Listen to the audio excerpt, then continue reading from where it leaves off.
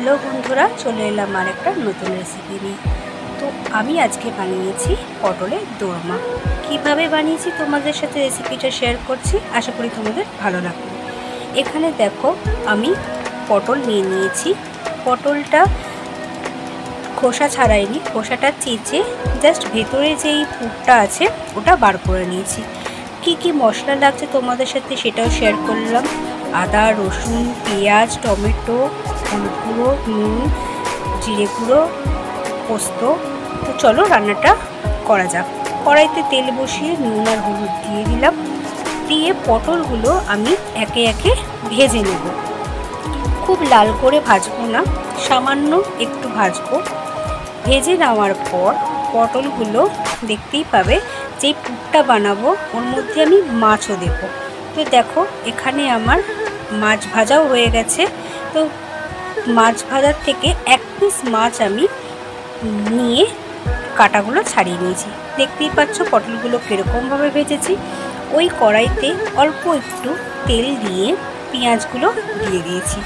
পেঁয়াজগুলো একটু লালচে লালচে করে ভাজতে হবে। দেখতেই পাচ্ছ পেঁয়াজগুলো আমি তেলের মধ্যে ছেড়ে দিয়েছি। তেলের মধ্যে ছেড়ে দেওয়ার পর পেঁয়াজগুলো আমি একটু নেড়ে চেড়ে নেব। 1 চামচ আদা বাটা, 1 চামচ রসুন বাটা দিয়ে আমি আবারও এটাকে ভেজে নেব। তো দেখতেই পাচ্ছ আদা রসুন দিয়ে দিলাম। এটাকে ভালো করে আমি ভেজে নেব। যেই তেলটা দিয়েছি ওই তেলের মধ্যেই আমি এটাকে ভাজবো। এবার এটার মধ্যে আমি একে একে যেই মশলাগুলো তোমাদের দেখালাম সেই মশলাগুলো একে একে দিয়ে দেবো। একটু নুন দিলাম। নুন দিয়ে এটাকে আবারও ভালো করে নেড়ে নেব। তারপরে দিয়ে দিলাম হলুদ গুঁড়ো, 1 চামচের মতনই দিলাম। তারপরে এটাকে ভালো করে নেড়ে নিচ্ছি যাতে একটু ভাজা ভাজা হয়, দেখতে যেন একটু বাদামি টাইপের হয়। তো তার মধ্যে দিয়ে দেবো কাঁচা লঙ্কা, 2টো কাঁচা লঙ্কা কুচি করে আমি এর মধ্যে দিয়ে দিয়েছি। হ্যাঁ, আর একটা কথা বলছি, আমি এই রান্নাটার মধ্যে 2টো বড় সাইজের পেঁয়াজ ব্যবহার করেছি। তার মধ্যে দিয়ে দিলাম কাশ্মীরি রেড চিলি, কালার হওয়ার জন্য। এটাকেও আমি ভালো করে মাখিয়ে নেব, মানে নেড়ে নেব মশলার সাথে।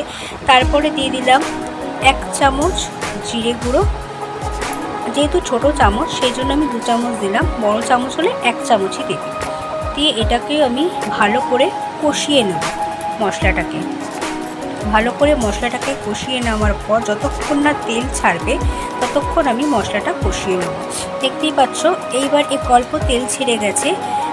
পটলের ভেতরের যেই বীজ পুরগুলো থাকে সেটাকে ভালো করে মিক্সিতে আমি পেস্ট করে নিয়েছি। দিয়ে ওই পেস্টটা এই মশলাটার মধ্যে আমি দিয়ে দিলাম। দিয়ে ভালো করে নাড়াচাড়া করে নেব। যেহেতু জল আছে, জলটা যতক্ষণ না শোকাচ্ছে।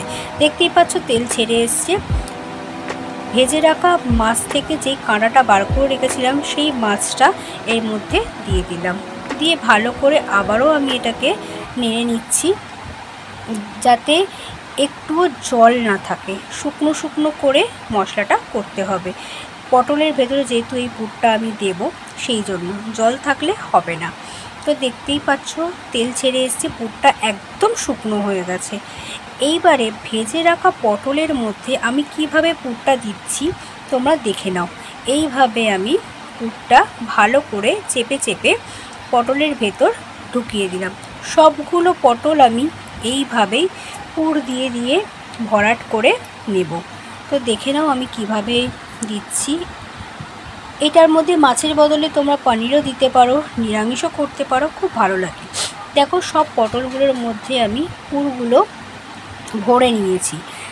আবারও আমি কড়াই বসিয়ে কড়াইয়ের মধ্যে তেল দিয়ে দিয়েছি, একটু বেশি তেলই দিয়েছি। তার মধ্যে একটু গোটা জিরে ফোড়ন দিলাম, কাঁচা লঙ্কা 3-4টে চিড়ে দিয়েছি। এটাকে ভালো করে নেড়ে নেব, মানে একটু ভাজা ভাজা স্লাইড হবে। তার মধ্যে আমি দিয়ে দেব কুচানো পেঁয়াজ।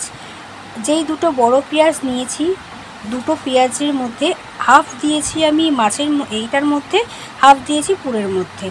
তো দেখতেই পাচ্ছ পেঁয়াজটাও আমার অলরেডি ভাজা ভাজা হয়ে যাচ্ছে।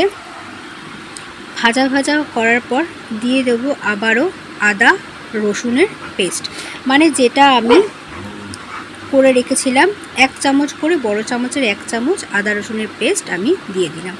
এটাকে আমি ভালো করে আবারও নেড়ে নেব যতক্ষণ না একটু ভাজা ভাজা হচ্ছে। তারপরে এর মধ্যে আমি দিয়ে দেব কুচিয়ে রাখা একটা মাঝারি সাইজের টমেটোটাকে ভালো করে কুচিয়ে নিয়েছিলাম, নিয়ে ভালো করে আবার মশলার সাথে আমি নেড়ে নেব। ভালো করে নেড়ে নেব। দেখতেই পাচ্ছ একটু একটু করে তেল ছেড়ে আসছে। তার মধ্যে দিয়ে দেব নুন দিয়ে ভালো করে নেড়ে নেব। ভাজা ভাজা হবে, যতক্ষণ না হবে ততক্ষণ আমি যেই মশলাগুলো দেখিয়েছিলাম আবারও সেই মশলাগুলো আমি এর মধ্যে অ্যাড করব। তো দেখতেই পাচ্ছ তেল একটু অল্প অল্প ছেড়ে এসছে। এর মধ্যে দিয়ে দিলাম হলুদ গুঁড়ো 1 চামচ। আবারও আমি এই মশলাটাকে ভালো করে কষিয়ে নিচ্ছি। মশলাটাকে কষাতে থাকবেন, না হলে কড়াইতে লেগে যাওয়ার চান্স থাকবে। তারপরে আমি দিয়ে দিলাম কাশ্মীরি রেড চিলি। দেখতেই পাচ্ছ অলরেডি অনেকটা তেল ছেড়ে এসছে, ভাজা ভাজাও হয়ে গেছে। আবার দিয়ে দিলাম 1 চামচ জিরে গুঁড়ো। এটাকে ভালো করে আমি নেড়ে নিচ্ছি, কষিয়ে নিচ্ছি। দেখতেই পাচ্ছ মশলাটা অলরেডি আমার কষানো হয়ে গেছে, তেল ছেড়ে এসছে, প্লাস কড়াইতে লেগেও যাচ্ছে। এইবারে আমি এখানে 25 গ্রামের মতো পোস্ত বেটে নিয়েছিলাম, মশলাটার মধ্যে আমি দিয়ে দিলাম। দিয়ে ভালো করে নেড়ে চেড়ে নেব। এর মধ্যে কাজু বাদাম পেস্টও দিতে পারো, আমি এখানে পোস্ত বাটাটা অ্যাড করেছি। পোস্তর মধ্যে আমি 2খানা কাঁচা লঙ্কা বেটে দিয়েছিলাম। দেখতেই পাচ্ছ মশলাটা আমার পুরো ভাজা ভাজা হয়ে গেছে, তেল ছেড়ে দিয়েছে। আমি অল্প জল এর মধ্যে অ্যাড করে আবারও আমি মশলাটাকে নেড়ে নেব যাতে একটু ফোটে। দেখতেই পাচ্ছ দেখতে কত সুন্দর লাগছে, খেতেও দুর্দান্ত হয়েছিল। শুধু পটলই বাড়িতে পুর ভরে যে পটলটা সেটাই 2-3টে করে সবাই খেয়ে নিয়েছে, আর রান্না কি করব। তো এর মধ্যে জল দিলাম। মশলাটা যেহেতু ভাজা ভাজা হয়ে গেছে দেখতেই পাচ্ছ। এবার আমি এটাকে ফুটতে দেবো। দেখছো ফুটে গেছে, জলটাও একটু সামান্য হয়ে গেছে।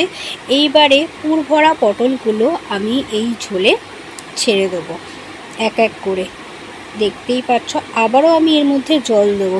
দেখতে সত্যি দুর্দান্ত হয়েছে, খেতেও খুব সুন্দর হয়েছে। গরম ভাতে যদি এরকম পটলের দোরমা পাওয়া যায় আর কি চাই।